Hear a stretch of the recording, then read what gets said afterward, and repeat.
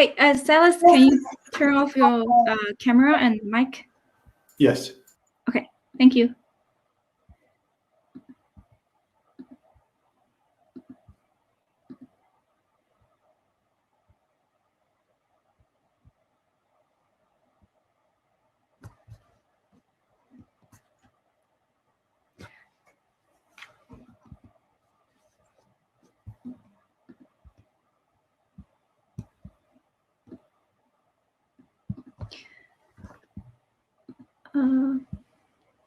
Hi, everyone. Welcome to the demo day for Fall 2020 cohort of UC Launch Accelerator.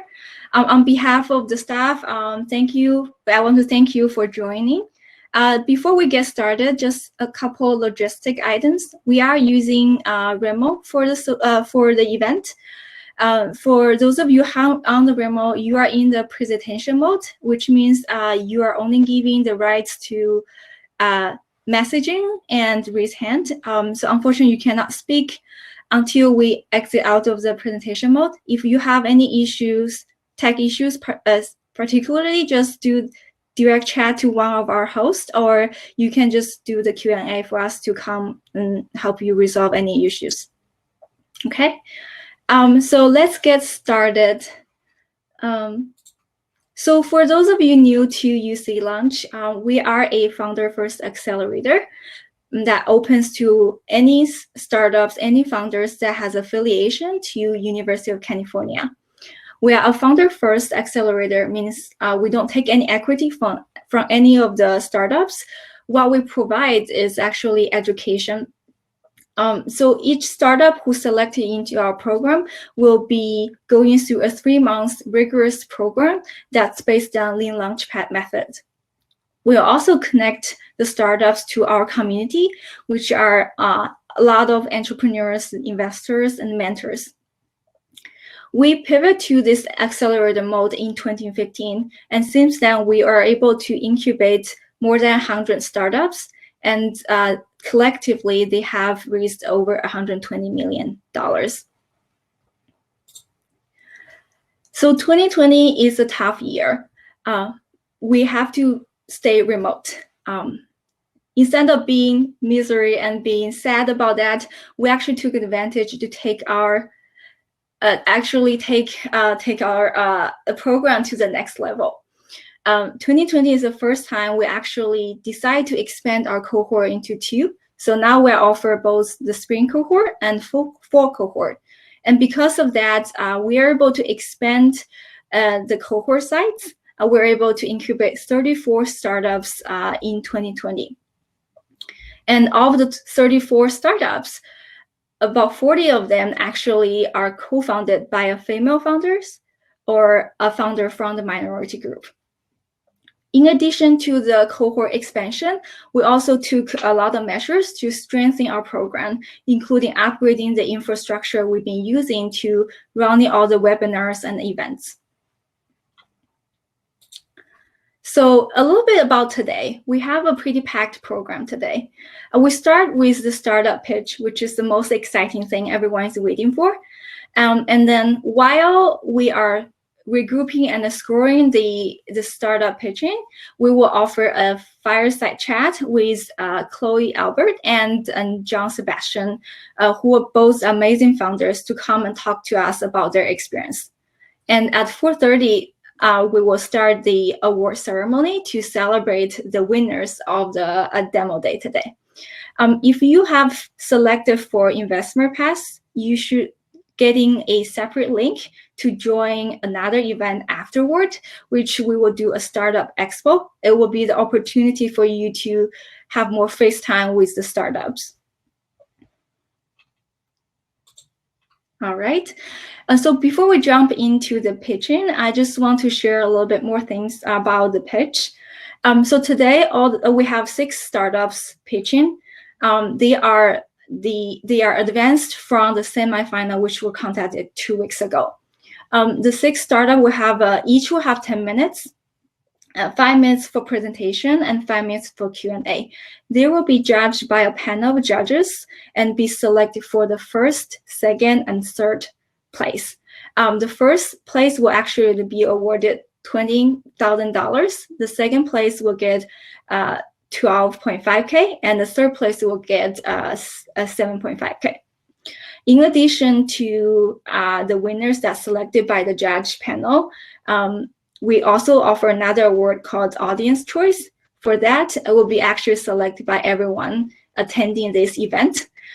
So after we conclude the pitching session, you will be receiving an email with the survey to ask you select the startup you want to support. Please be watch out for that email and then select the company and support them. All right. So I think it's time to introduce our judges. Today we have 4 judges. Our first judge is Ashwin. Ashwin is a partner at Rimble. Rimble is a law firm that helps technology companies and startups navigate through technology transactions and licensing matters. The second judge we have is Erica Luke. Erica is the vice president at Blackstone Charitable Foundations. Her job is to support entrepreneurship, innovation, and helping them connect to the communities. Our third judge is Saba Karim. Saba is an investor and also the global startup pipeline manager at Techstars. Last but not least, we have Victoria. Victoria has been helping us in the past couple of years. She is the global head of innovation and entrepreneurship for the University of California system. She has helped us coordinating across UC systems and help empower collaboration among all the campuses. All right, let's get started. Our first team will be Organization GG.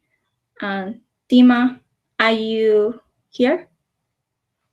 Please turn on your camera. And yeah, the speaker. And just a little reminder for the judges. So after we will be setting timers. After the team finish presenting, it's the 5-minute Q&A. During the Q&A, please turn on your camera and turn on your mic. That's how you will appear on the stage. And once that is done, please turn off your camera and turn off your mic and give the stage back to the startup.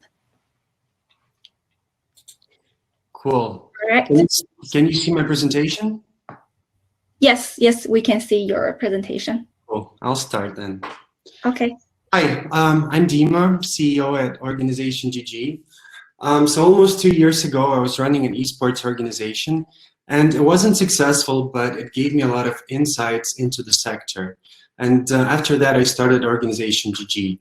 And before all that, I did my MBA at UC Berkeley and worked in tech. So I'm a hustler. Denise, who's a hacker, he has over 15 years of engineering background. Anton, super creative and talented designer. And we also have 6 other teammates working with us. So at Organization GG, we believe that live streaming is the profession of the future. In fact, millions of streamers are already looking for ways to monetize their audience in order to tap into a market of $25 billion US. And we're here to help them.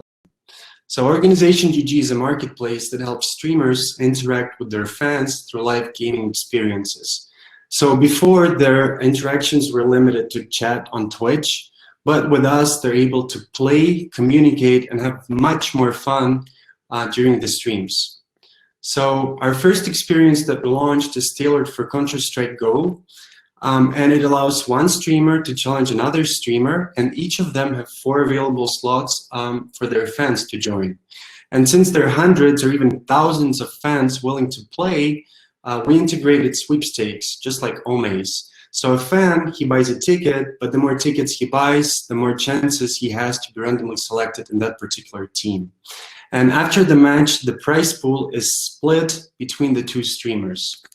So currently we're focused on Counter-Strike Go and the Wolfpack Challenge. However, in the coming month, we're going to be adding new experiences such as 1 versus 1, new activities like show matches and tournaments. And within the next year, we're going to be adding new games, including Fortnite and Valorant. So why is the platform important for the users? Well, For the streamers, obviously, it's a way to make extra income, but it's also to grow and engage with their audience through this interactive content, which is super important for the Gen Z. On the other hand, for the fans, it's a dream come true experience because for the first time, they're actually able to play and communicate with their favorite streamers. And it's sort of like a donations 2.0 because before they would only be able to support their streamers, but now they're actually getting something meaningful back too. And what we discovered is among fans, there are also tier 2 streamers who use our platform in order to boost their own streaming. That means that during the experiences, there are not only 2 streamers who are streaming, but their fans are streaming as well. And this sort of creates a viral loop. So from the business model, we are a two-sided marketplace, and we take a fee from every sold experience on the platform. And in return, we provide a fully automated infrastructure that includes payments, support, and we also run our own gaming servers. In the future, we're going to be moving to a subscription model for the streamers. So we launched our public beta in December 2020. And in the last 7 weeks, we got over 3,000 fans signed up with $0 spent on marketing. And this is possible because the streamers themselves were promoting the platform, which is amazing. Currently, we're invitation only for the streamers. So we have already onboarded 45 of them, also spent $0 on that. And they're sort of top-notch with millions of followers on Twitch. So since our launch, we hosted almost 60 experiences with thousands of fans participating. But what's important is that almost more than 20% of them paid in order to increase their chances to participate in the experiences. And this led to a revenue of $800 US. And that's in Eastern Europe, where fans are super stingy. The streamers are super active on the platform as well. So 29 of them already had over 2 experiences, with some having 7. So we're currently raising our pre-seed round at 700,000. We already have commitments from WePlay Esports, one of the leading esports agencies in Europe, and a term sheet from a European fund. We plan to focus on growing the streamers and adding new features to the platform. So our main competitor is a company called Streamloots. They're essentially solving the same problem, but using a different mechanics. And they just raised the Series A round from Bessemer Venture Partners. And Cameo is our indirect competitor, but we're sort of having a similar business model. And thank you very much.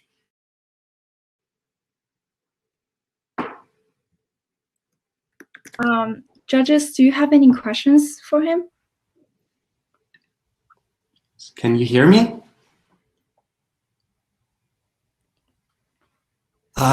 Let's open it up for the questions, if you have any. Hey, Dima, great presentation. I have one question around the raffle ticket price. How much are they paying, and how much do you think people will be paying per user going forward? So we're currently selling packs. So we have our own internal currency, which is called Fs.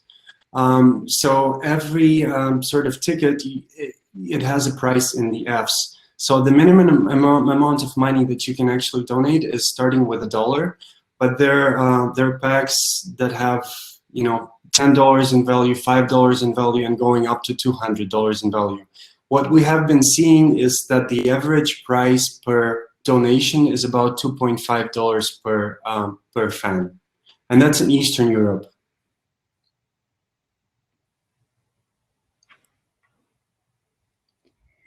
Thank you. Hey there, Dima. Question for you: what's a big vision here? Like, I see what you're doing now, but what does this look like 5 years from now?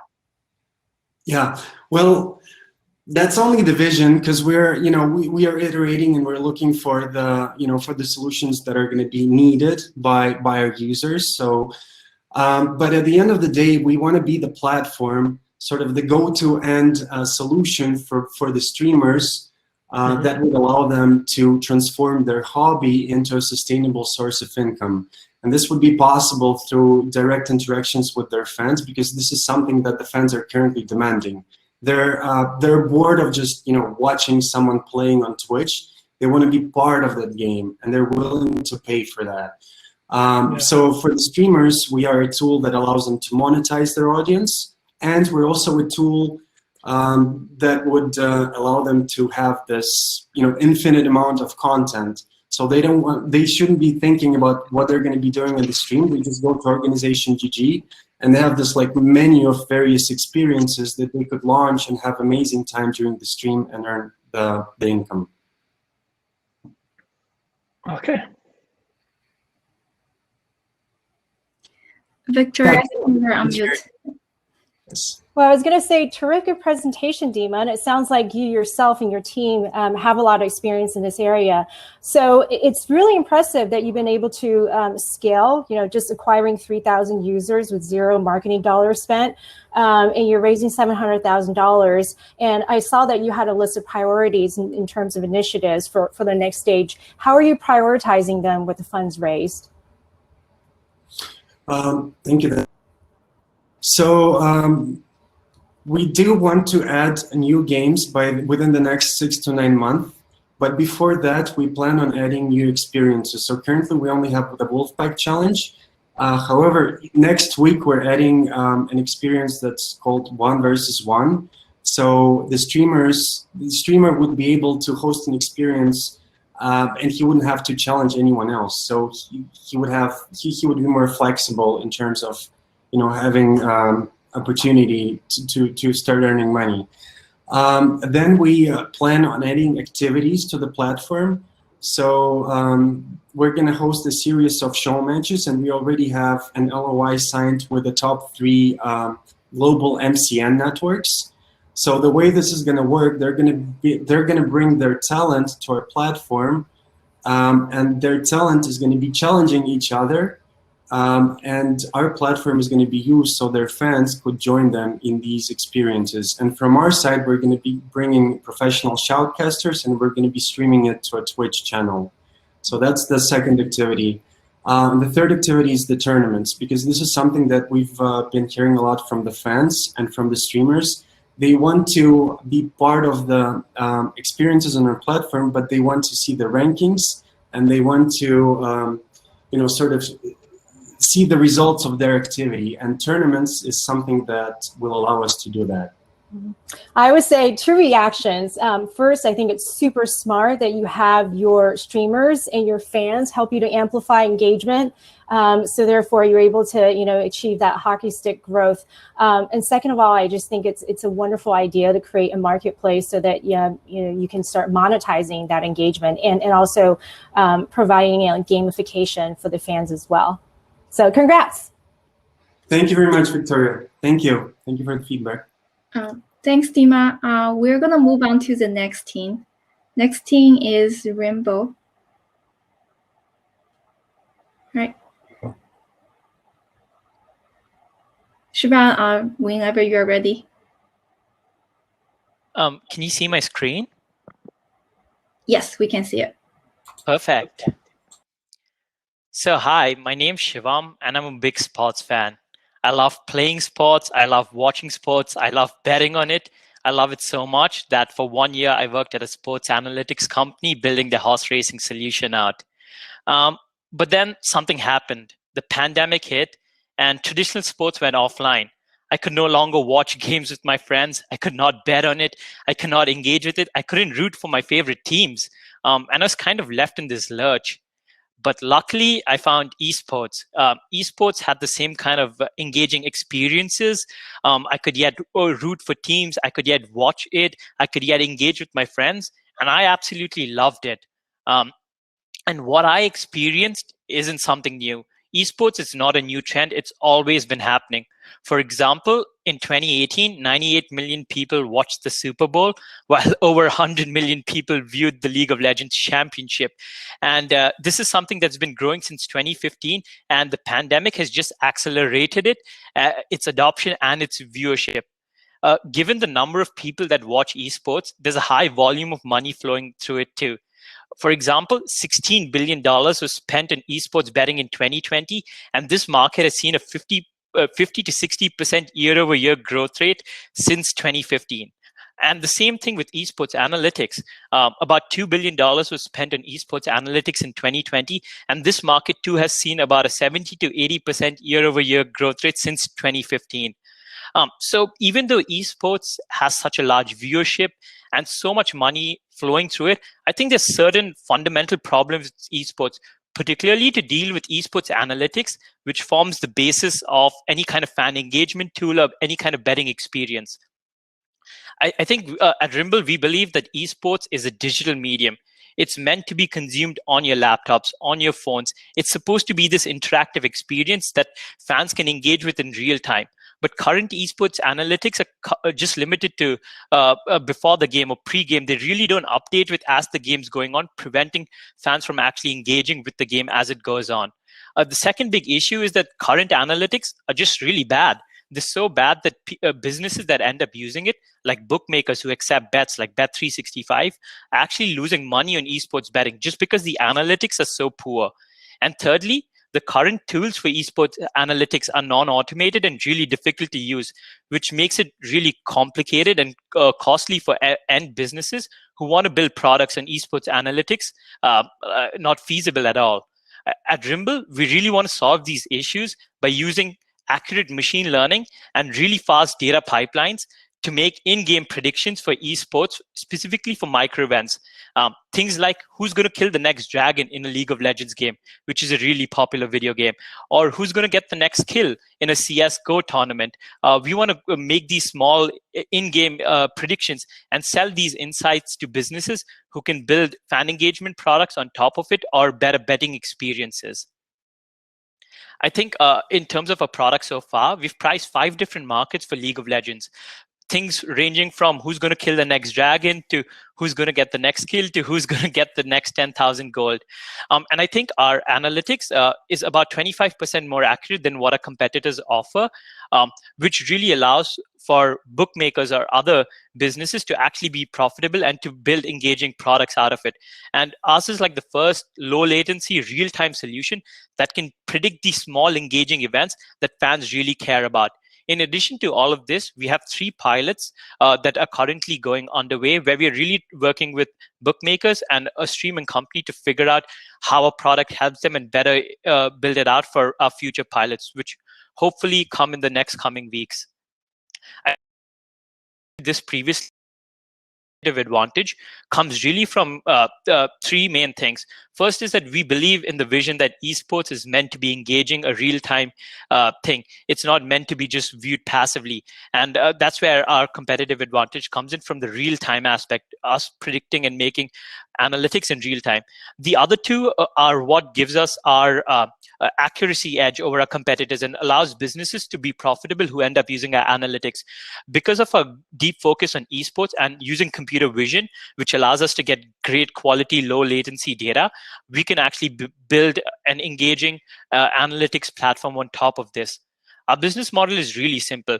We're really trying to target the $2 billion esports analytics market that's growing at about a 70 to 80% year-over-year growth rate by providing a subscription-based API to our customers, who would be bookmakers or streaming companies, at least initially, where we charge them a monthly fee per esport per month, plus a revenue share clause in it as well that will allow us to scale as the industry goes in the future. I think our team is actually uniquely positioned to tackle this problem. Given my betting experience and me building startups since high school, I think I have a great idea about the product. Sahaj, my co-founder, is a graduate student at Harvard, researching machine learning models and actually building out the core technology behind our product. And Henry has been building APIs since forever. In addition, we have 6 engineers from Berkeley and Harvard helping us build a product out. And we have great mentors and advisors, such as the head of engineering at Twitch and the CEO of a sports analytics company. So that's a bit about Rimble. And yeah, happy to answer questions that people may have.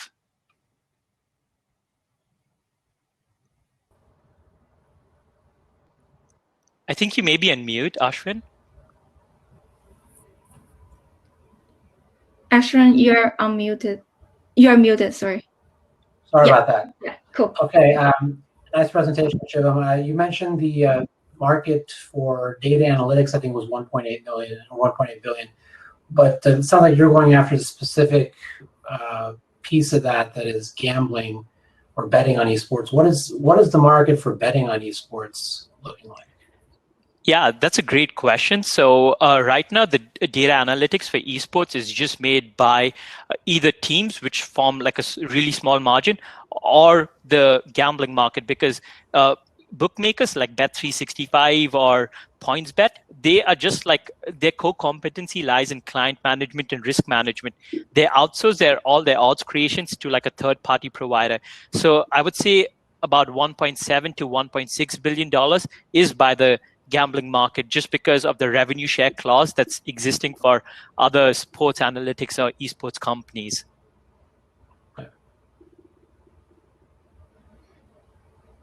Thank you. Well, terrific presentation, Siobhan. So my question's around a little bit, let's dig in a little bit into your secret sauce.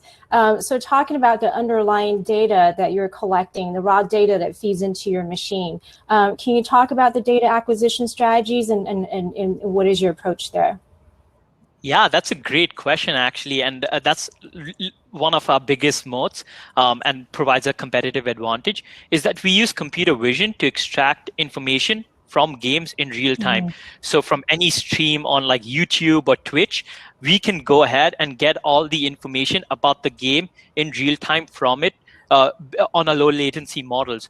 And the reason why this is so important is because this is a really scalable solution, which will allow us to cover thousands and thousands of games that are going on every day with just a click of a button and just letting it run on the server.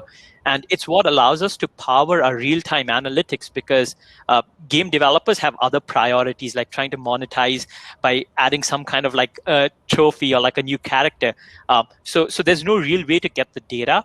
The current data providers like scrape like Reddit feeds or like some other things. So the data quality itself is poor. So if we wanted, we could have just become a raw data provider for esports, and we would yet be successful, just because the raw data is so poor in esports currently. But yeah, that was a great question. Thanks for that. Terrific. Thank you.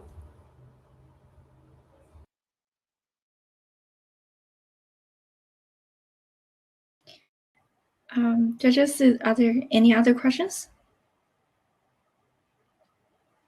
If not, thanks, Trevor. We're going to move on to the next team. Next team is Bresley.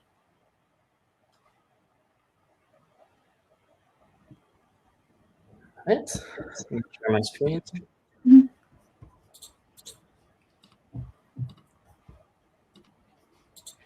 Okay. Can everybody see my screen? Yes, we can see it. Okay, perfect. All right. Hi, everybody. We are Brillient, and we capture lung function using cameras. As a pulmonary function test technician, I've conducted tests, such as John's. John has ALS, and John needed a pulmonary function test to assess the progression of his disease, which presents itself by progressive loss of muscle control, making the test a lot more difficult. With the help of a technician, he tried to forcefully insert and blow into the spirometer's mouthpiece, which caused him a lot of pain, fatigue, but also embarrassment as he was drooling over himself during the process. This also caused loss of proper posture, which makes the test even more difficult and required the help of a second technician. After 2 long excruciating hours, John was not able to produce a test that passed quality control, despite how badly his clinical team needed that data. Sadly, 250,000 patients with neuromuscular diseases live in the US and suffer the same flaws of outdated pulmonary function tests. We thought to ourselves, there has to be a better way to do this. And that's how we came up with our solution. Our solution is a software technology that measures and interprets lung function using affordable, off-the-shelf camera sensors, such as this one. Our solution is much simpler and is inclusive for all these patients with debilitating diseases like ALS. Our solution also saves significant time and financial resources currently wasted on coaching patients and reduces procedure time by 60%. We also have a low cost to entry, as these camera sensors cost under $500 a piece. And lastly, our approach incorporates data-informed diagnostics to assist with clinical decisions. Now let's take a look at how this works. On the right-hand side, you can see a video capture of me sitting in front of the depth sensor. On the left side, we generated a skeleton tracking model, which automatically captures the changes in chest volume and also monitors my posture throughout the test.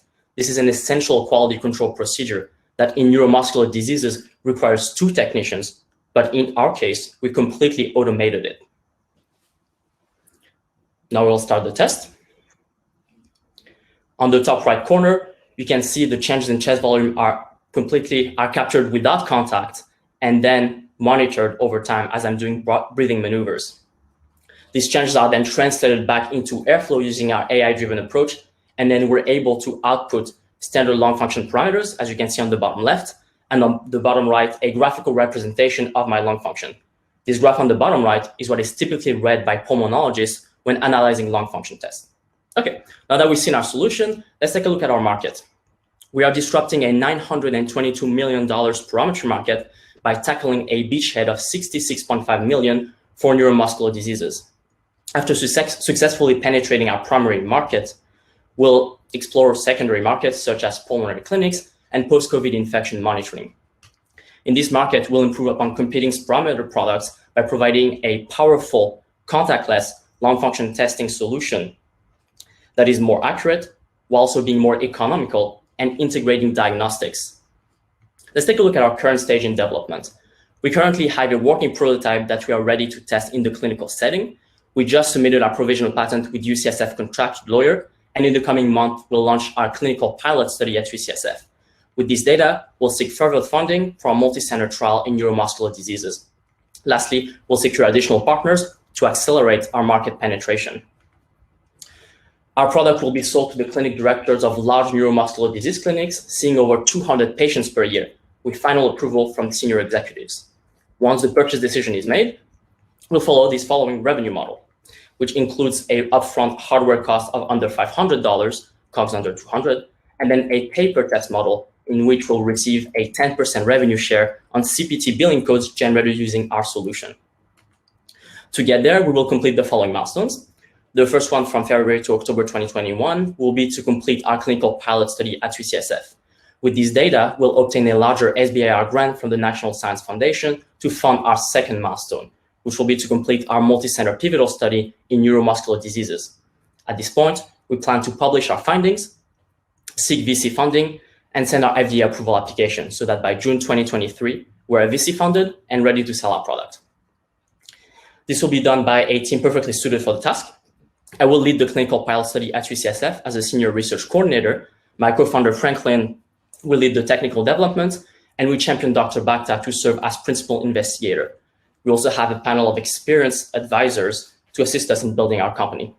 Lastly, I just want to mention our medical experts and partners who agreed to participate in our multi-center trial. They also expressed strong interest in being our first customers when we are ready to sell our product. All right, thank you, everybody. I will now take questions.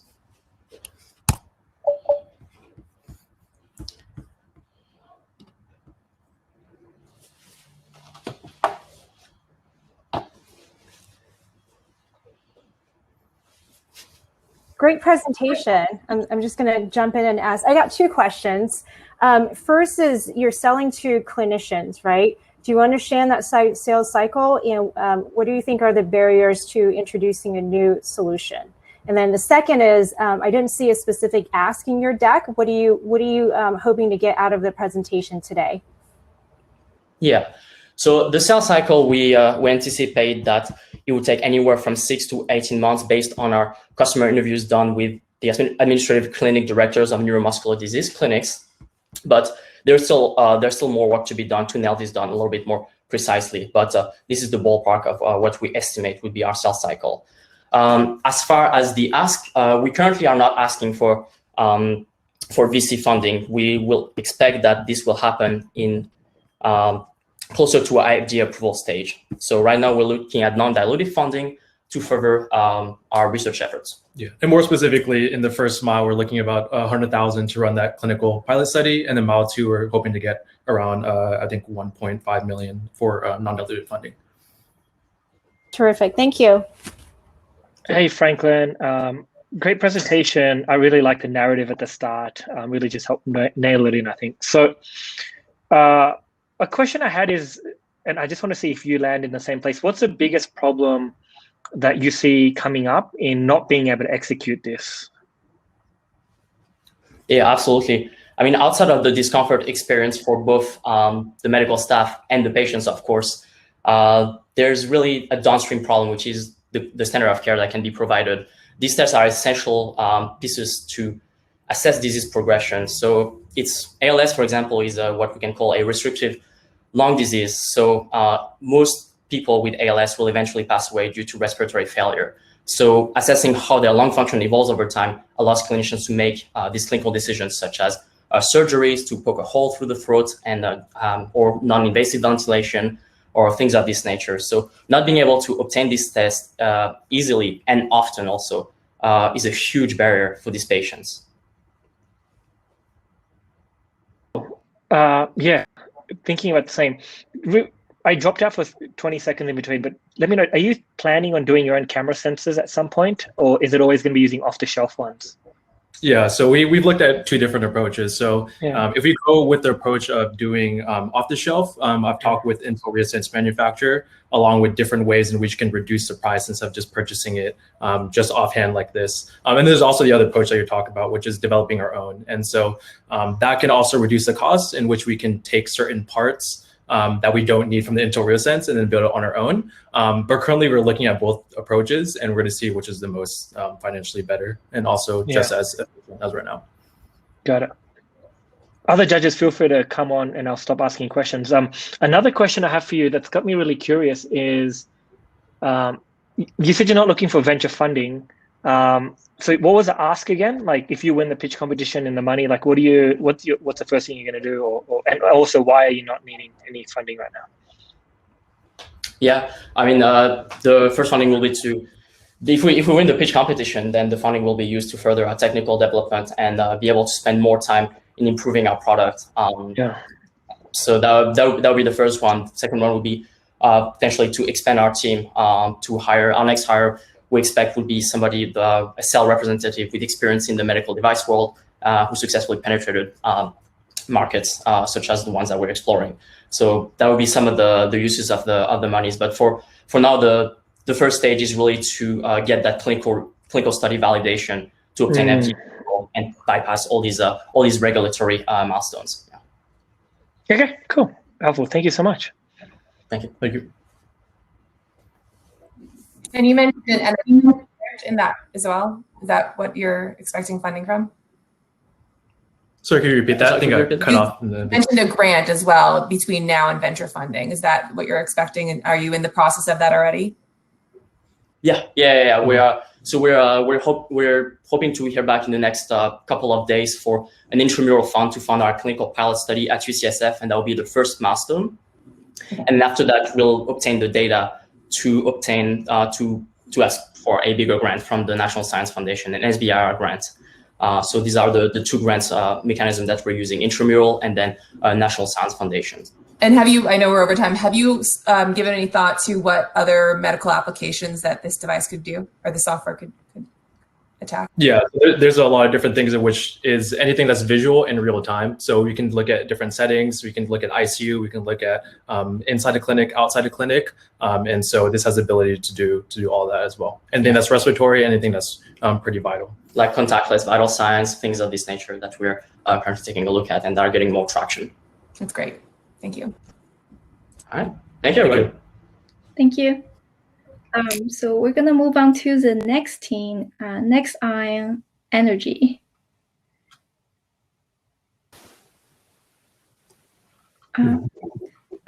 Franklin, I think you need to end your screen share. Yeah, great. Thank you. Kevin, whenever you're ready. Great. This is Max. Okay, great. I'm Kevin. I'm from Next Ion, and we make batteries that charge cars in 6 minutes.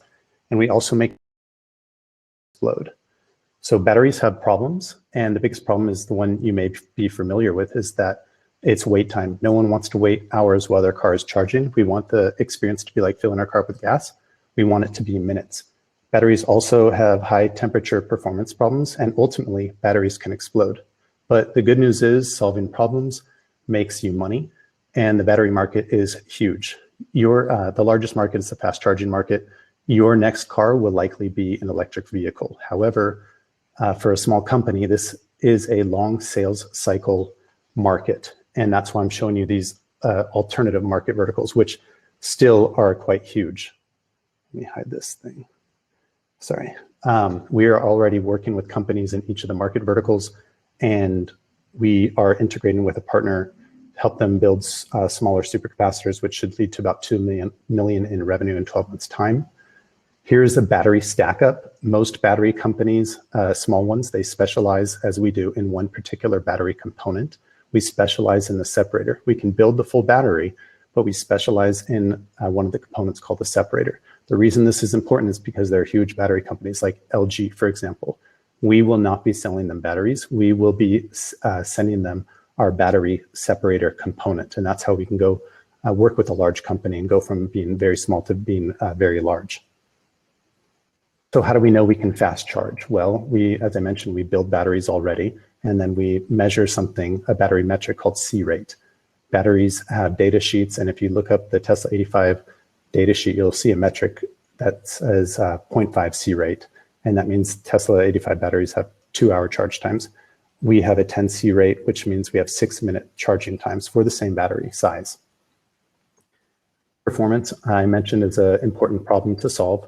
You'll see that there are 3 similar photos. In each photo, there are 3 batteries. The first 2 batteries are catching on fire.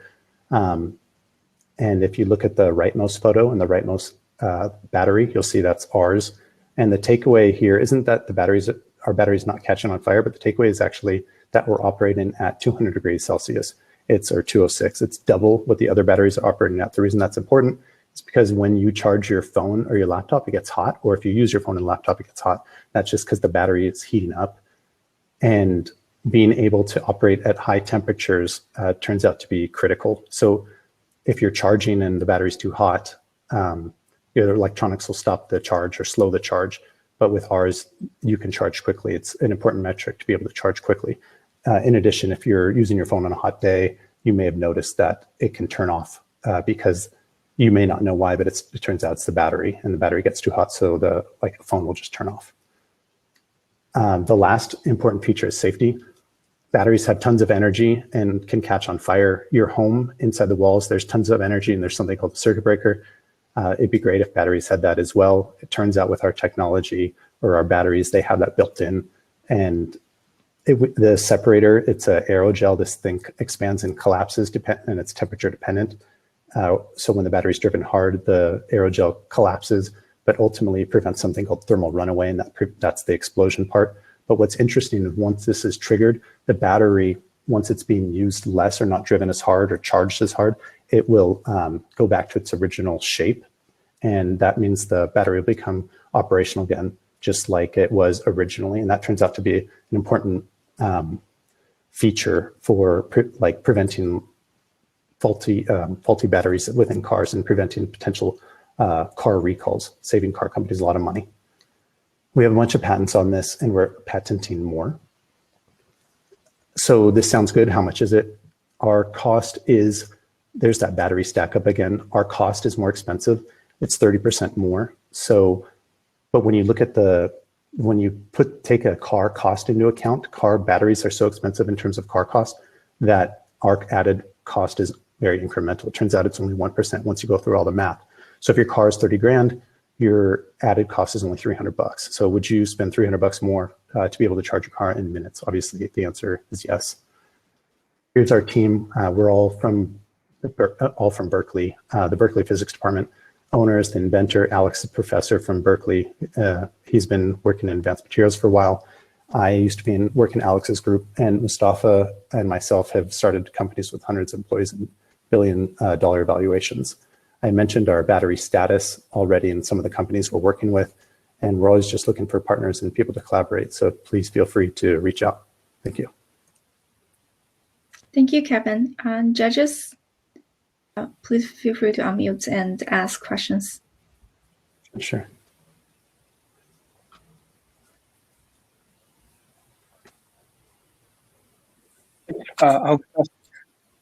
Kevin, what I'm wondering about is just talk about the customer acquisition strategy, go-to-market strategy. How do you plan on raising awareness? But I don't know if I heard enough of that, so I want you to dig into that. Yeah, so what happens is startups will always try to go after the biggest market and try to hit a home run. And that's like going after the car market vertical or the EV market or the fast charging market. And that's great. And we pursue that in parallel. But in order to be able to get to revenue quick, you have to work with a smaller market vertical. And that's why I was showing the other two. So there's something called supercapacitors, and they're similar to batteries. And there's small companies and very large companies. Like LG would be a huge battery company. But if you scale down, there's very small battery companies with only 20 million in revenue. And so we're already integrated with one of those companies. And that should get us to the 2 million revenue mark, potentially even more. And then we work in, there's something called thermal pads and thermal paste. And we already know our material works for that. And we're going to ship some material to a large company so they can potentially integrate it into their thermal pads and thermal paste. But the point is to get the process working with smaller companies and slowly build up, or do as little. And that's all. I hope that answered your question. And again, judges come up. You don't have to tell me what it is, but you can answer yes or no, or like give me a winky face. Like, do you know something that Tesla doesn't know about this when you say it's, you know, how you're doing things? So inside of batteries, there's the current technology is using something called the polymer, and the polymers, the batteries weren't really built to do this fast charging. So polymers usually have high temperature problems, and that means they can't fast charge. So the technology has to be different. And so what people do is instead of using old separators, they started using like ceramic coated, and they started adding more to the polymers to like enable them to be heated more quickly, but that turns out to be expensive. So if you look at all these car companies that are battery companies that are coming out, they're just very early on, and they specialize. Like QuantumScape specializes in separator as well, but it's going to be hard for them to build cheap batteries. So technologies work, but it's just there's going to be many horses in the race, and everyone's going to have a different approach. And it's likely that there's going to be a collaboration of all the different battery components that's going to make this fast charging battery. But everyone specializes, and we do too, but we think you're going to have a unique separator, and most people aren't doing that. That's the general idea. I hope that answered your question, but it's a lot more complicated. That's the problem. I think you answered something different, but that's fine. That's still helpful. No problems. Okay, sorry. No. I think, as you had mentioned, Kevin, the space is really crowded and everybody's coming up with all sorts of different technologies. How are you seeing your technology perform in the field versus in the lab? Because you got some great metrics. And also in terms of thinking about scalability, is this a very capital intensive in looking at that KPI? Yeah, so in terms of the field, we are only in the early phases of working with partners. As I mentioned, a supercapacitor company. So we are sending material to them, and that's under test. Mm-hmm. And I think everything is still to be determined once you work at larger scales. However, working with LG, which we're working out a trial agreement that can help us like prove our process. And ultimately, it's obviously very capital intensive. Mm-hmm. And getting this right in the beginning turns out to be pretty critical to make sure we first hit the single, then the double, and not scale too quickly. Great, thanks. Good luck. Thanks.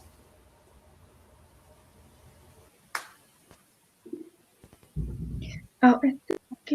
What can you tell us about kind of the IP moat you've built here? You mentioned patents. So can you tell a little more about what that is, what those are on? Yeah. So the technology is, I mentioned from the Berkeley Physics Department, it's boron nitride. That's the professor's specialty, and it's called an aerogel.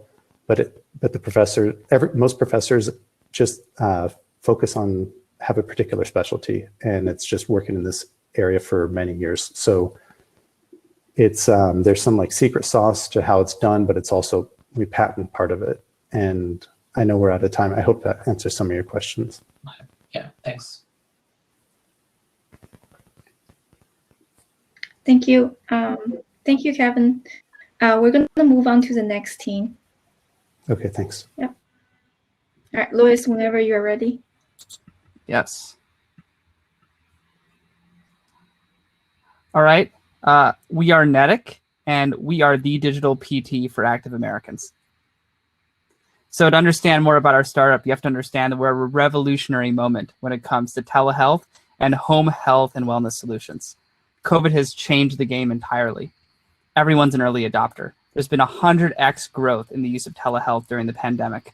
And rival companies like Hinge Health are a $3 billion unicorn now. Hinge Health deals with digital physical therapy just like we do. And there's been changes in the regulatory environment that are really exciting. So it used to be that physical therapy, you could only get reimbursement from insurance for in-person care. But that's changed since COVID. Now 90% of physical therapy codes are billable with telehealth. And more exciting, new codes are billable for chat-based care, a clinician chatting with a patient over a portal. That's reimbursable through e-visit codes. So our solution is going to go right into that milieu. We will be the remote PT for runners first. How's it going to work? You're a runner, you're training for a marathon, you feel a pain in your knee. You go on Netic, you find a physical therapist who's an expert in running injuries.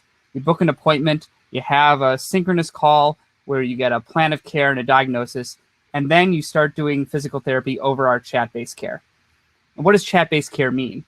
It means chatting with your PT whenever you have a question and getting a response quickly. It means sending videos of your running gait and videos of your exercises, eventually getting computer vision automatic feedback for this, and in the short term, having your PT analyze this. It means getting quantitative feedback on how you are improving on a day-by-day basis. And we are already seeing this solution or a version of it working for people. Our current customers, 80% are improving after 3 weeks of care.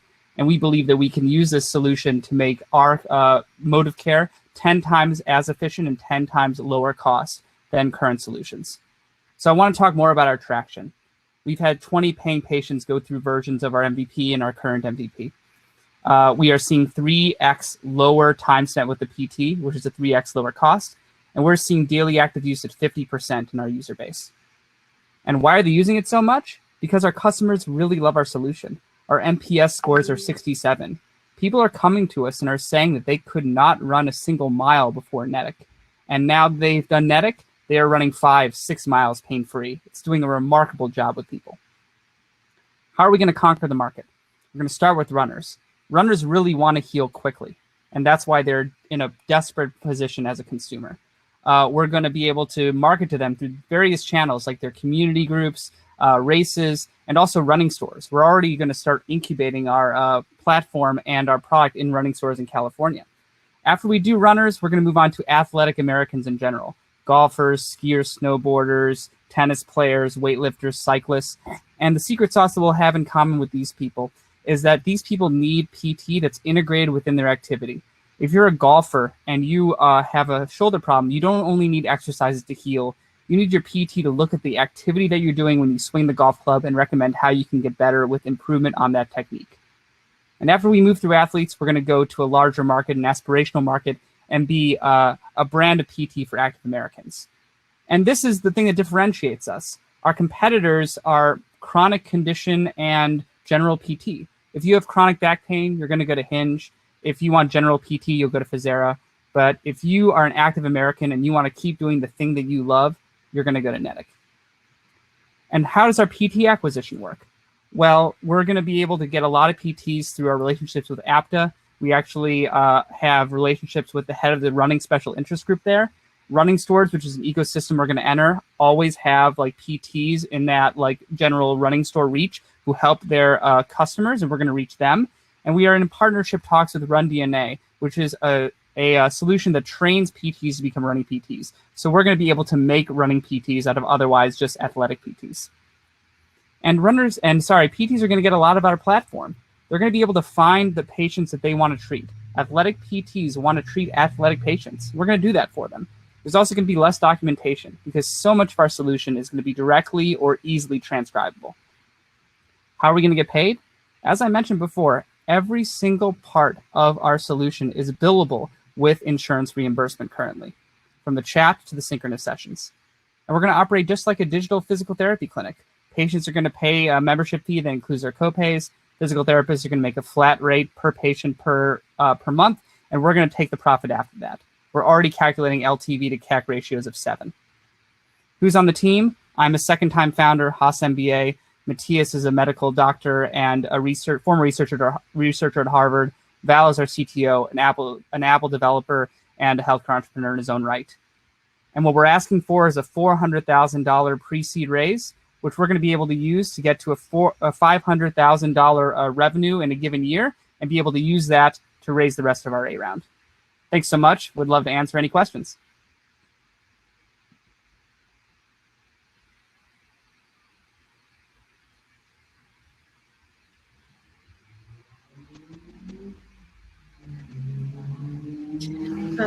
Judges, feel free to unmute, and that will get you to the stage. Yeah. Well, I'll ask a legal question, Liz. You're operating in a heavily regulated area. It's PT. Being a PT practicing is regulated on a state-by-state level. To perform physical therapy for someone in Illinois, you got to be licensed in Illinois. So how does that play into your ability to scale this nationally and have patients across the country, PTs across the country? We think of it as a moat. You're right. There's different regulations within each. So the way we're going to expand is each state, we're going to satisfy the regulations per state to be able to be a virtual physical therapy clinic in each of them. That's what a few other companies have done. And so we think we can do that successfully. And so if a company wants to catch up, they have to go through all of that. And we're going to see them coming very far away. In terms of PTs, currently our PTs are only going to practice in the state they're licensed. So in our current solution, if you wanted PT Ashwin, you would get a California licensed PT. But a really interesting thing is that PTs can actually be licensed in multiple states, but it's just a headache to keep track of. And this is like a value prop I didn't mention. But what we're going to be able to do eventually is allow our PTs to get licensed for multiple states and keep track of that licensing to make it easy for them to treat anyone anywhere in the US. Thank you. How defensible is your product? We think it's very defensible because it's going to be integrating specific data about how people are doing these exercises and doing these activities and using that to superpower our PT. Mm-hmm. So for instance, let's say you're a PT who's treating a runner on our platform. What you're going to get the benefit of eventually when our solution progresses isn't just like the chat platform, isn't just like the surveys and stuff. It's all the data we've gathered that looks at running gait of a patient, uses that data to recommend a course of care, and then makes you as a PT faster. So all of that data, all of that computer vision kind of video that's going to be flowing in from each patient is going to make us be able to tell PTs what to do quicker in a way that's scalable. So if you went to Physera or Hinge and you were offering maybe like a running PT, right, it would be that the PT would have to do the entire diagnostic themselves, wouldn't get suggestions on care, wouldn't be able to do a quick running gait analysis and be able to have that do a recommendation. So our PTs would be able to treat a runner maybe 2 times faster than a Hinge Health PT.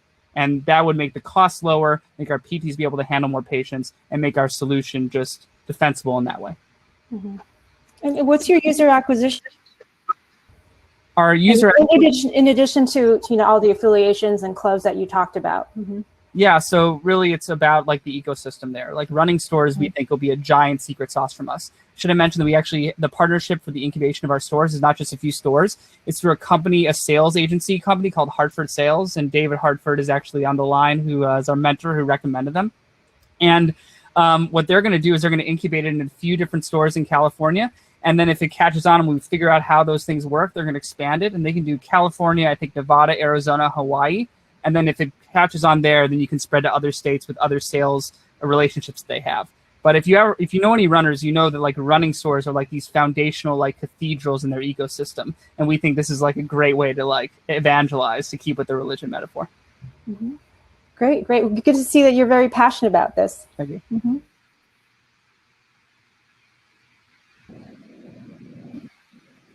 Isn't your program or your platform integrating with wearable? Currently, it won't be. We will want to integrate with Strava. That's a big thing that we hear from our runners. We actually have a meeting planned with the co-founder of Strava to see if there could be a further integration of us onto their platform, which would be really awesome.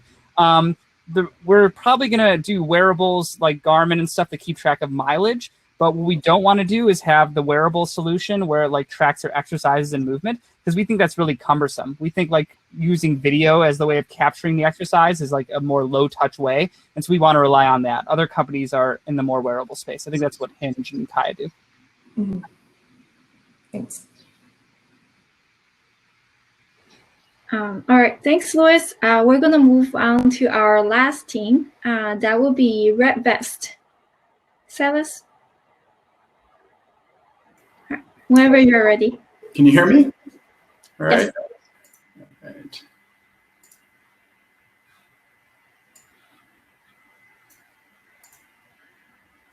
Can you see my screen all right?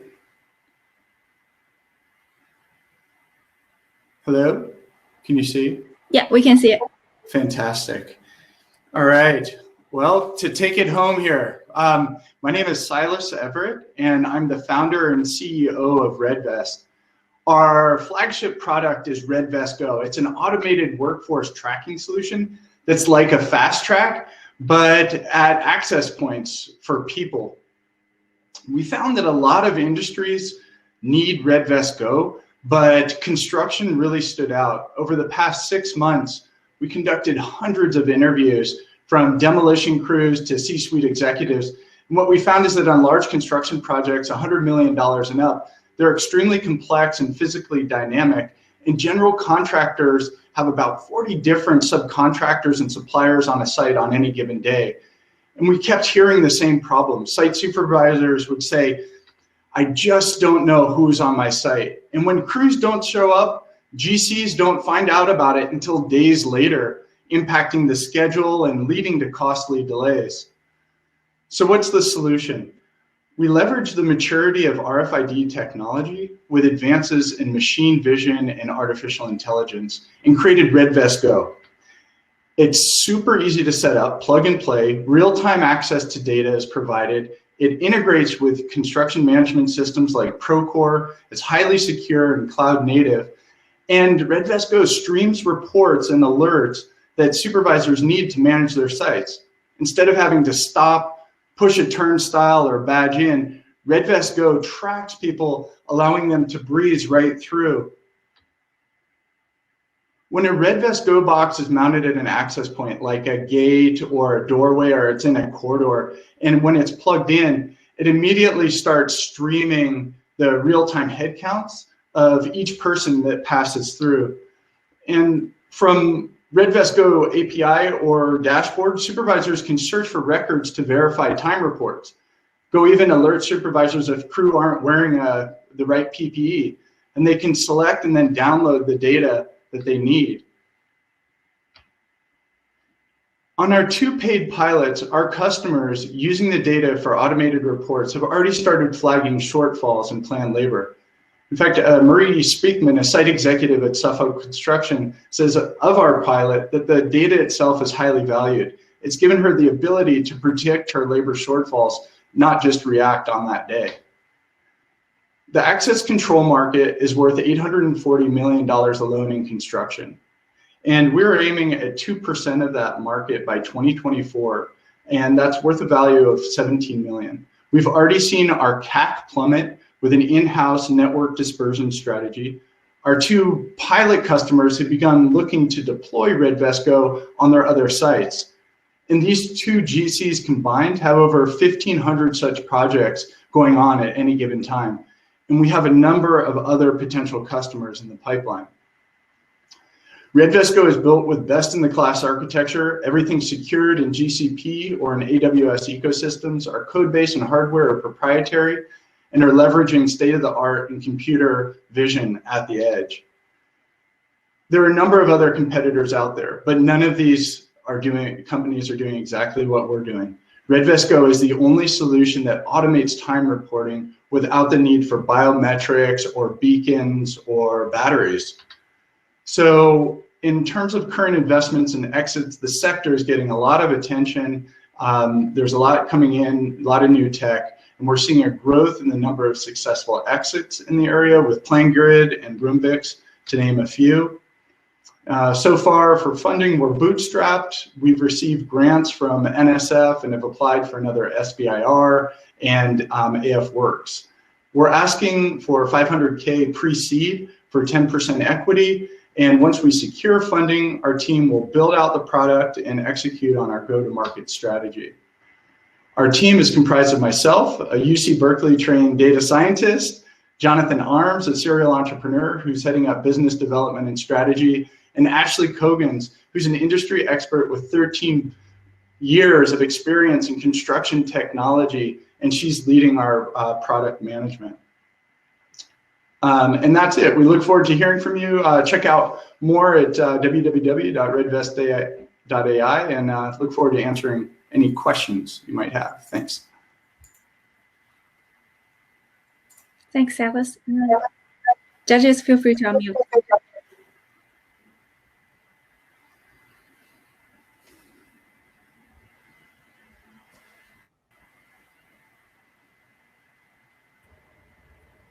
Hi, Silas, right? Silas or Silas. Nice to meet Depends you. on which country you're in.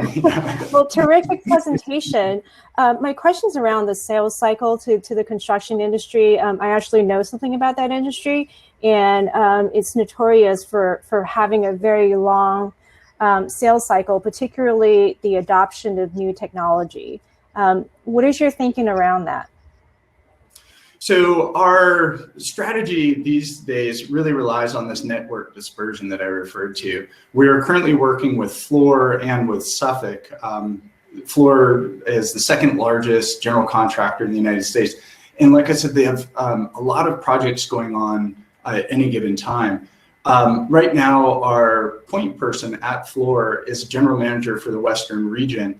And he is already starting to push RedVest Go onto his other projects. We hope, and this is our hope, that this can be replicated with Suffolk and with other GCs as we get involved with them. Have you thought about partnering up with resellers? Perhaps that's an easier path into selling into these big construction companies? We have, and in terms of our sort of secondary approach, for VARs, we've looked at the companies that are like ProVigil and Stealth, who are already providing site surveillance. Mm-hmm. Great, thank you. Thank you, Victoria.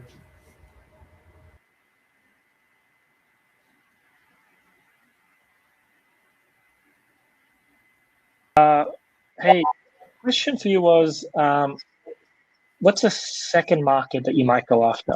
I think you said you're starting with construction and a whole bunch of other ones. What would be the next one be? Like if you had to just pick one.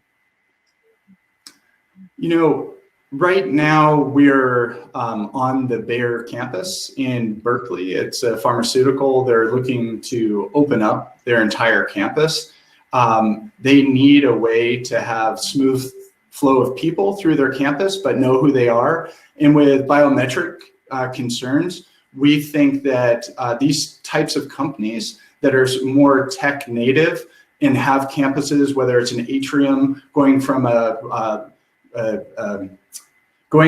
front office to an atrium, for example, in that space, we see that as a good secondary market. That the product is not built out yet. Excuse me? You had said that the product is not built out yet. It is. So we have 2 paid pilots right now, fully functioning end to end, from the hardware to the software to the platform that's accessible through the cloud, and with automated reports.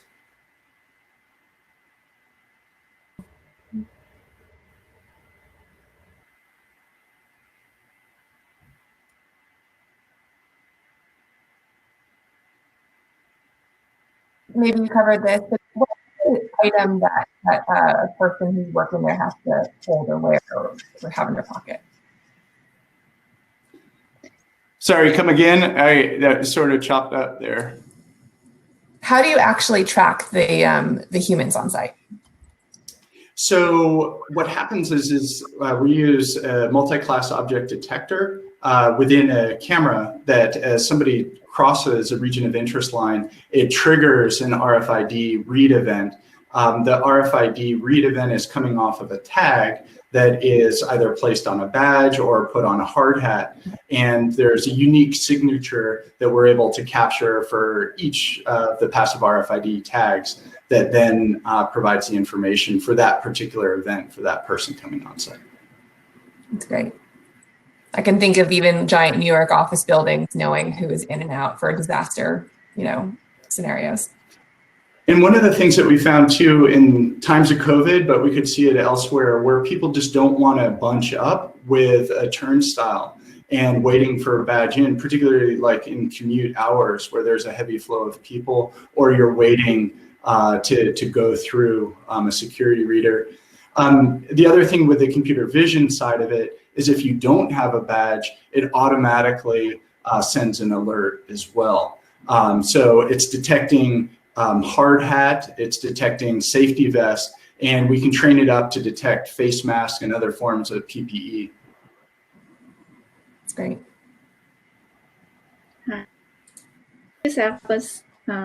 Thank you. All right, so that concludes all the startup pitch. We're gonna move on to the next thing, which is the fireside chat. So before that, just quick announcement.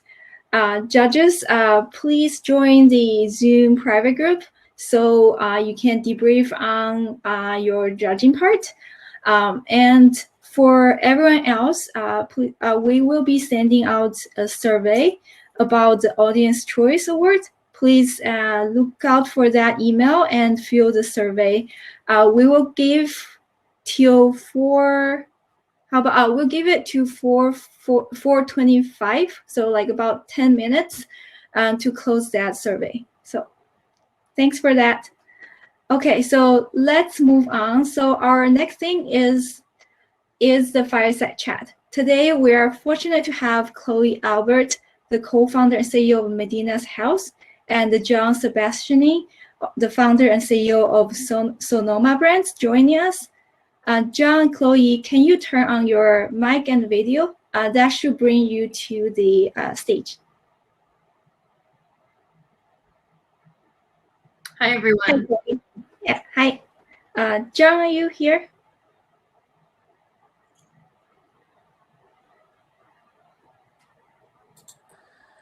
Can you hear me all right? Hi, John. Thanks Hello. for joining. Can you hear me? Hi. Cool. Okay, we're all here.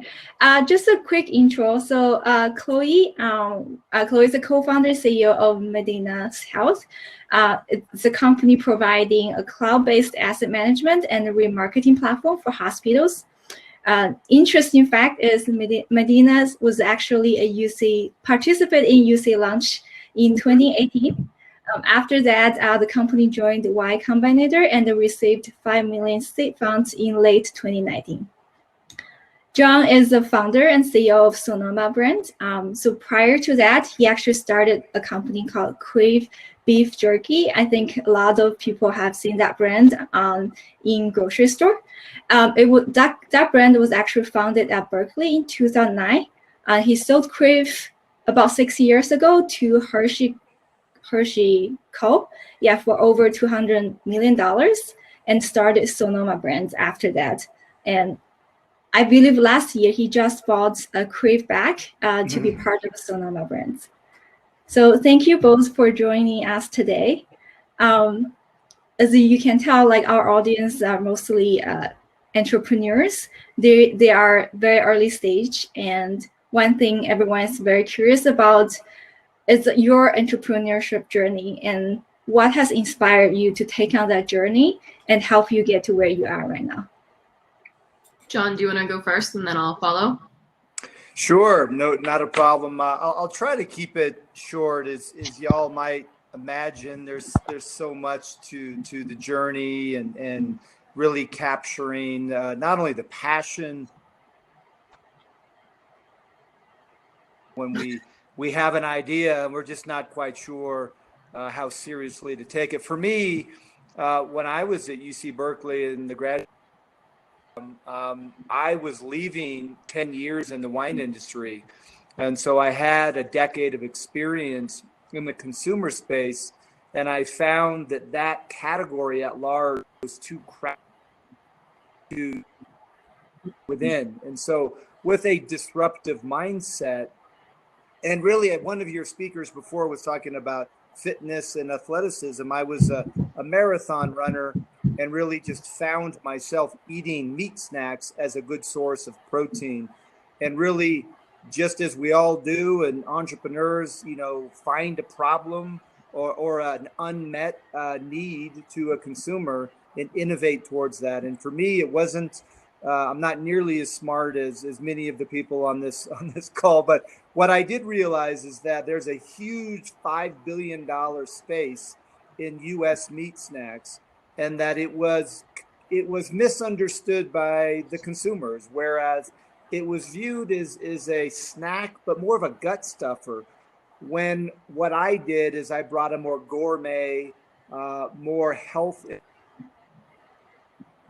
oriented category, leveraged my wine experience. I lived in Valley, and really added some gourmet, more forward-thinking flavor. And what I wanted to do is I positioned the product as a competitor to Cliff Bar or say Chobani Greek Yogurt, really known in the U.S. wellness type brand.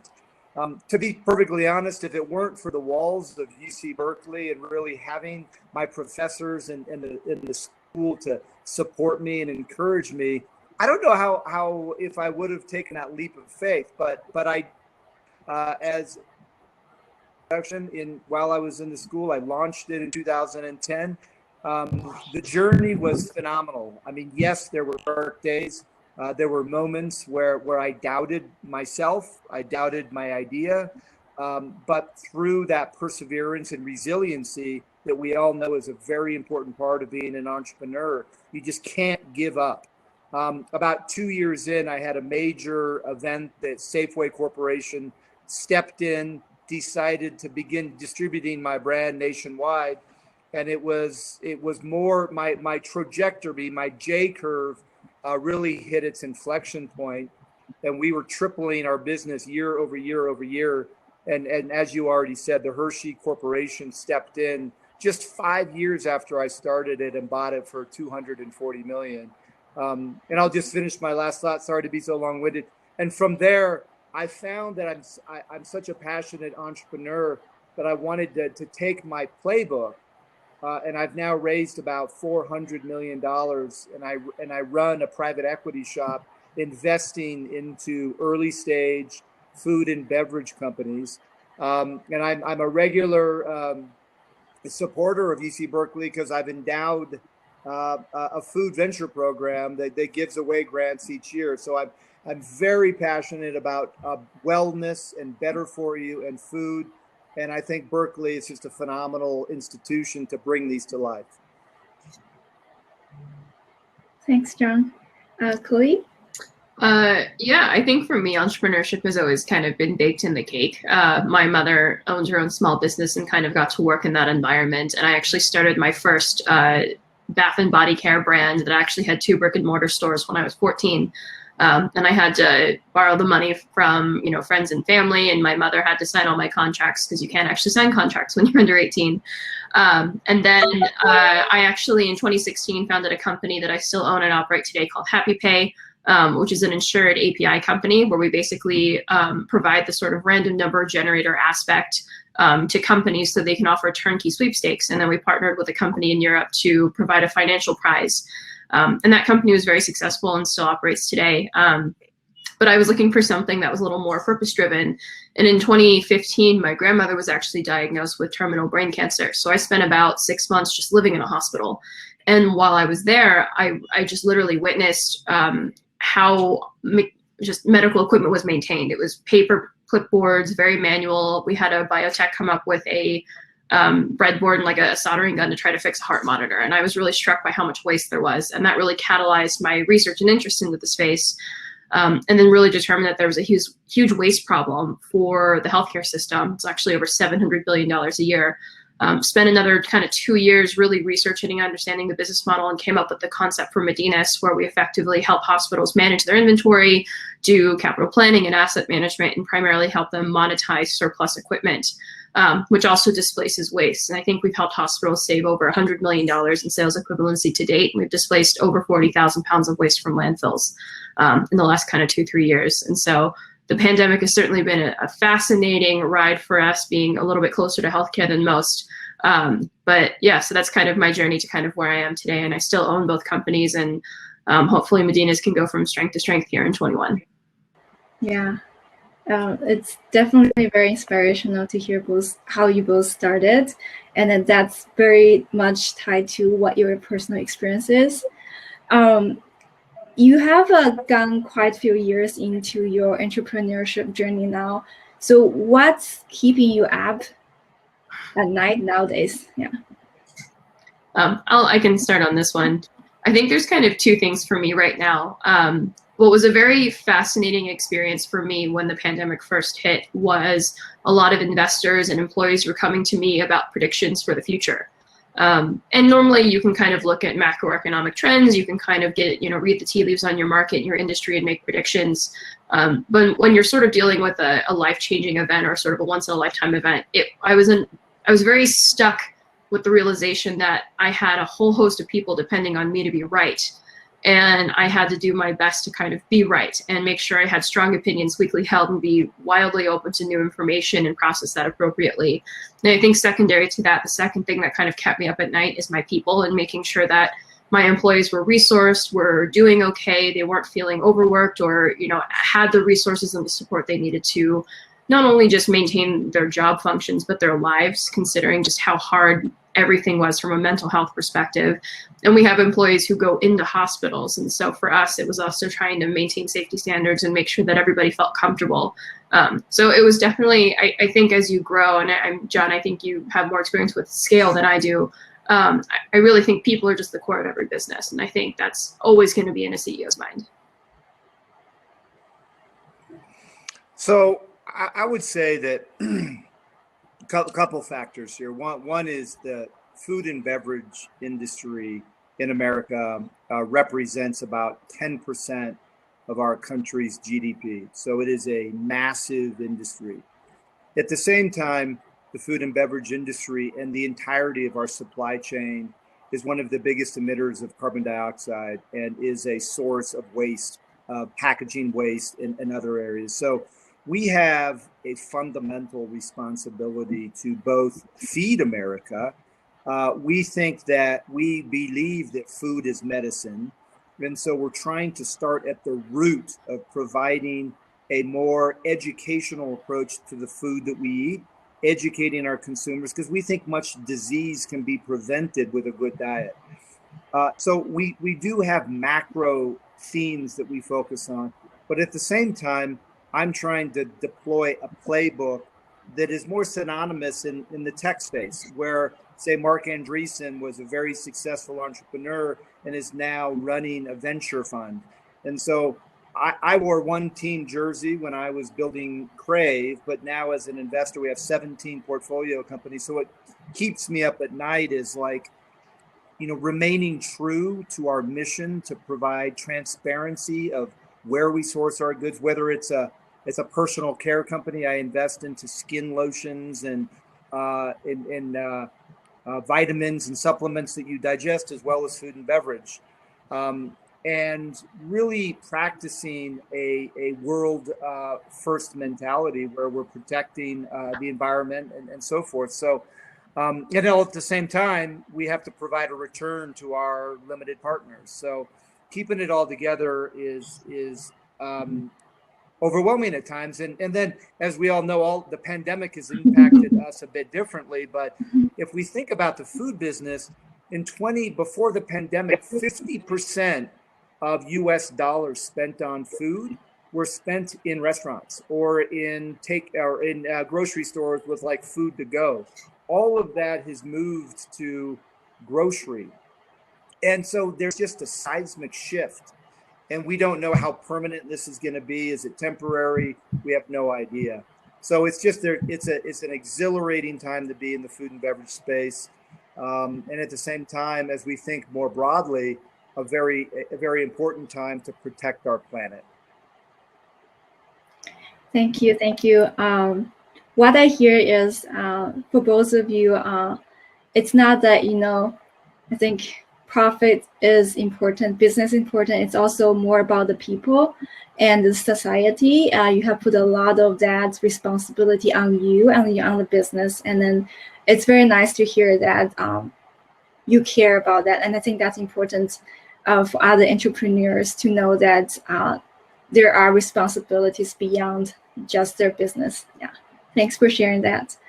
I'm gonna switch gear to ask you a more practical questions. For a lot of our startups, they are super early stage. I think one of the struggle or one of the most critical things for a lot of them is how can they acquire customers and grow their customer base when they are still small, still unknown, and with very little budget. Can you share maybe a couple things you have done in your journey in the early days to survive? Yeah. I can kick off. So with Medinas, we have typically in healthcare, you're looking at an 18 to 24 month sales cycle. So you have a lot of distance between you and your user. So the ability to get either statistically significant feedback or just any sort of quick feedback or turnaround on your product or your data or anything is just not there. And so a few kind of tactical things that I did was, you know, I kind of looked at the current patterns for sales, and I looked at all of the things that would potentially slow down a sale. So for instance, hospitals do capital budgeting once a year. And so I tried to figure out a way to get us in without having to hit the capital budget to hit discretionary budgets. Another thing I did is I took our pilot contracts that started off at 24 pages and I went to my attorney and I said, I want this to be 3 pages long. They looked at me like I was crazy and I said, let's see what we can do. And I think lastly, you hear a lot about do things that don't scale. And the reason you're doing the things that don't scale is to get data very quickly, because you're never going to have a holistic, clear neon sign telling you that this is product market fit or this is the direction you should go. That comes much, much later.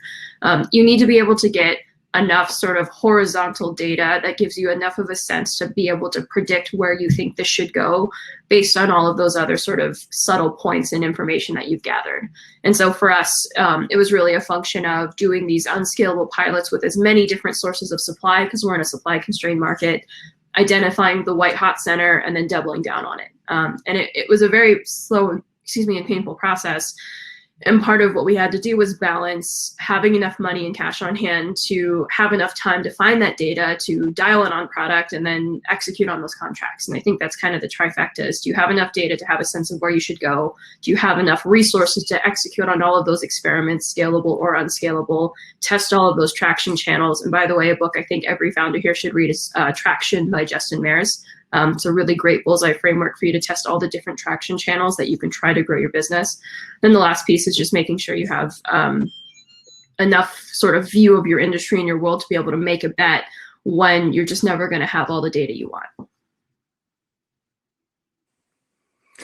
Yeah, the space that I live in is a little bit complex in that there actually is a very small barrier to entry. And so most of food and beverage actually can be launched on credit cards. I mean, I launched Crave with $5,000 and I've already shared what we sold it for. So, I mean, the barrier to entry to starting a brand in food, beverage, personal care, if you're focusing on the retail channel, can be quite small. And so to answer your question in terms of who is your customer, and different businesses need to identify who their customer base is differently. It's a part of your company strategy. So in the case of a business that's strategy is to distribute their products into traditional retailers, the barrier to entry is quite short. You can find your regional grocery stores or retailers to test your product out, as Berkeley offers an advanced entrepreneurship course with the business plan canvas.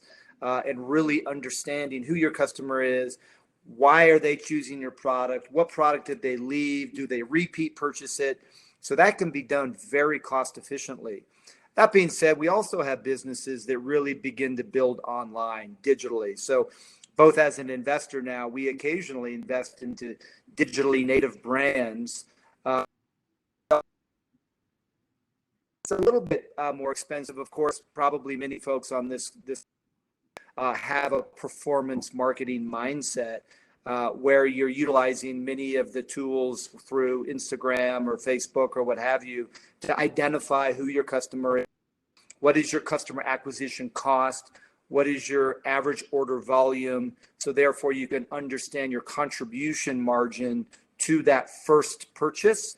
Am I profitable on my first purchase? How long do I retain a customer? How many times do they buy? What's the lifetime value? So it's a very actually easy arithmetic model to see how profitable am I to acquire a customer digitally. When we think about building a broad business, we think about all of those channels together. But my point is, in seed level or startup, you build and show efficacy in your business plan very, very inexpensively in order to raise seed capital. And so choose your lane, stay focused, and tell a data story as my colleague here is sharing. Understand your data. Thanks.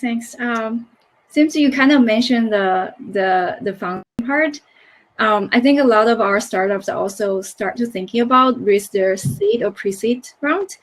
Do you have any advice or suggestions on how should they go about it? I can kick off. So one of the things that I look at is how investors invest, and what part of what they're doing is they're pattern matching, and they're pattern matching through data, they're pattern matching through presentation, and a whole series of things. And so one of your jobs as a founder is to show them that you fit the pattern. And that doesn't mean you have to go to Stanford or you have to have an Ivy League degree. The other way that you can do that is by having an extremely comprehensive understanding of your numbers, having an extremely comprehensive diligence package. And a lot of people will say, oh, you don't need to include all of these things in your data room. You're doing a pre-seed company. I disagree. I personally present as a Series A company in seed stage. I give them full everything where possible. I have hypotheses about the world. I will sometimes build out a full financial model that says, hey, you know, I understand that this is more art than science, but theoretically, based on my information today, you know, at scale, we'd be at an 8-9% operating margin, and this is what it looks like, and this is what I know. These are the known knowns, these are the known unknowns, these are the hypotheses. And one of the things that I did with our investors is I kind of presented things in terms of these are facts, and we have a remaining 40% of hypothesis. And if all 40% is true, then we have an extremely large company. If half of those things are true, then we have a mid-sized company. And if none of them are true, well, it's venture capital. And I think that, you know, it was a very candid approach to what we were doing. And then I think the other thing that helps is understanding that, you know, venture capital specifically has a business model. And I remember I had dinner with a friend of mine who is in venture, and he said, my job at the end of the day is to invest in at least one unicorn a year. And if you kind of math out a fund's performance, you're typically looking at one company delivering returns that covers the losses of everything else out of that portfolio. You might have, out of 10 investments, 7 die, 2 might have a 3 to 5x return, and then you have one that provides that 100 to 1,000x return. And so you have to understand the fund and the business model and the people you're talking to, because if you have a fund who's looking for that 1,000x return and your total addressable market is $1 billion, you're not necessarily going to be taken as seriously. But if you have a fantastic business, then say a fund who's more targeting, 5-10x returns over a different sort of time frame. So it's really just understanding the mechanics of your business, but also understanding the business and mechanics of the investor and the fund themselves, and making sure that you just present at a level that gives them confidence that if they give you 50K today or 5 million or 50 million today, you know exactly what you're going to do with it and how to do that. Yeah, I think that, Chloe, that was very well said. I would add to it that, again, depending upon the sector or industry that you're innovating into, things are a little bit different. Certainly in my space, I don't have an X return. And so as an investor, on a zero. And so my diligence is I'm thinking about placing in and supporting a founder entrepreneur. I need to see that this is a workable concept. And I think very efficiently you can validate your hypothesis within the total addressable market with a number of customers. And again, you're a major retailer. It could be, you know, a .com like Thrive Market. It could be a wide variety of customers. But I need to understand the size of the market, right? That's what Chloe said, a very important thing. I mean, I'm not interested in the best coconut chip in America, that the entire coconut chip in America is a $40 million space. It means nothing to me. I need to understand what this business is going to look like when you build it, and who am I going to sell it to? I need to kind of reverse engineer back to the origin to know what I'm architecting. But all of that can be done very quickly. And I think tools are available today to validate that hypothesis. Thanks for sharing that. We're gonna wrap up with maybe one last question. If there is one advice or a learning you wish you had when you were an entrepreneur, could you share that with the team? John, do you want to go first on this one? Yeah, I have a lot. I think, you know, kind of tossing a softball back, right? There's a lot of different skill sets and areas of expertise, I'm sure, within this group. But what I found is a couple things. Trust your instinct. I sometimes overthink things and I talk myself out the answer when I've always had the answer in my stomach. Yes, data is important, but you have to have that X factor and the vision. So trust your instinct. Number two, hire better and smarter people than you. I just feel like in any team sport, right, it's the we that becomes the most powerful part of what we're doing. And that can be an investor, that can be an advisor, that can be a number of different people. It doesn't, even if you're a sole practitioner, really surround yourself with people that are more of an expert in the area that you're not. I think for me, the single biggest kind of aha for me was that your ego can make or break you as a person and as a professional. I think your ego can hold you back from making decisions fast enough or making decisions at all. It can hold you back from asking for help. It can hold you back from firing somebody who's not a good fit. It can hold you back for so many other things. And I think really confronting that about myself, and, you know, as a young entrepreneur, when I was 21, had just raised some venture capital for the first time, getting a hold of my ego and being able to work with that has helped me have more clarity in my perspective on everything and be able to make those hard decisions and also accept feedback and be able to listen to user feedback, advice from other folks without letting sort of my own agenda or, you know, vision of myself get in the way. And I think it's always a journey, I think. And it's definitely something where I try to be mindful of my ego at all times, because I think that, again, it can make or break you. Thank you. Thanks for joining us. I know we're running a little bit over the scheduled time, but thank you for staying with us. Yeah, have a great afternoon. If you want to stay around, we are about to announce the most exciting. See the winners. Thank you, everybody. Yeah. Yeah. Thank you. Thank you. All right. Okay, so the scores are all out. So we are gonna make this announcement very soon. Just give me a minute.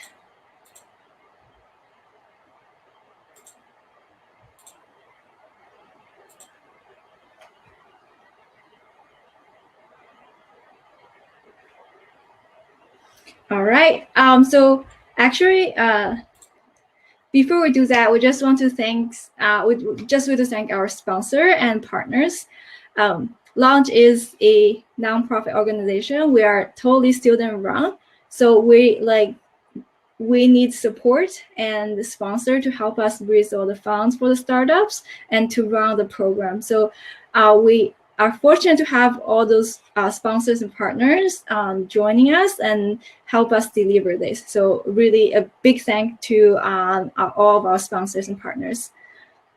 And we also want to thank the staff and our board members to helping run the program as well. All right, okay, our first announcement is about audience choice. For audience choice, the startup that got audience choice is Next Ion Energy. Kevin, are you here?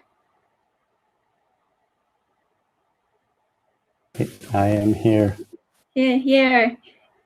Thanks. Yeah, you got this. You will be receiving $5,000 from us. Congrats for making through. A lot of people think you are the best. Thanks, everybody. Thanks, Graham and Franklin and Xavier in the chat. Yeah, thank you. All right, I'm gonna pass on to Saba to announce the third place. Oh, actually, I'm going to announce the third. Oh, okay, Victoria. Okay, go ahead. Yeah, so it's my pleasure to announce the third place winner of the competition is Organization GG. So congratulations, Dima Okramchuk. Thank you very much. It's a pleasure. Yeah, Dima, you will be receiving a check from us as well. Awesome. Thank you. Thank you. Next place, second place. Hi, alrighty. So second place goes to Breathly. Congratulations, awesome job there. Breathly, yeah. Thank you, everybody. It's been a great experience, and I want to thank the jury a lot for noticing us, and we hope to keep growing with all the experiences we got out of the launch. Thank you. Congratulations. Loved your pitch delivery. Loved the mission. So keep it up and good luck. Thank you. Thanks so much. Thanks.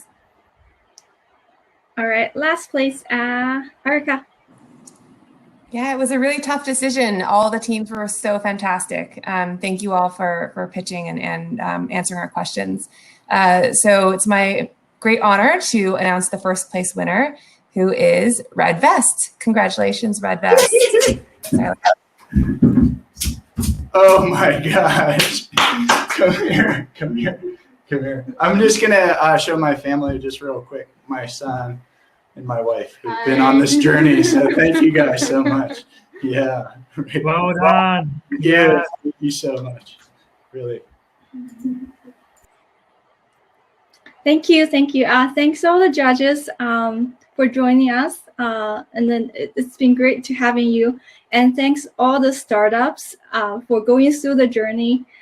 I know there are only limited funds to give out, but we all think like all of you rock, and you have done great job in the past 3 months. We wish you the best, and please keep us in loop in your future. And we were here to help, and we have a community to support you as well. So thank you all, and that will conclude today's demo day portion. So for the investors, you should be receiving a separate Rimble link that will take you to the after event where you can talk to our startups on one-on-one. Yeah, looking forward for that. Just okay. Small correction.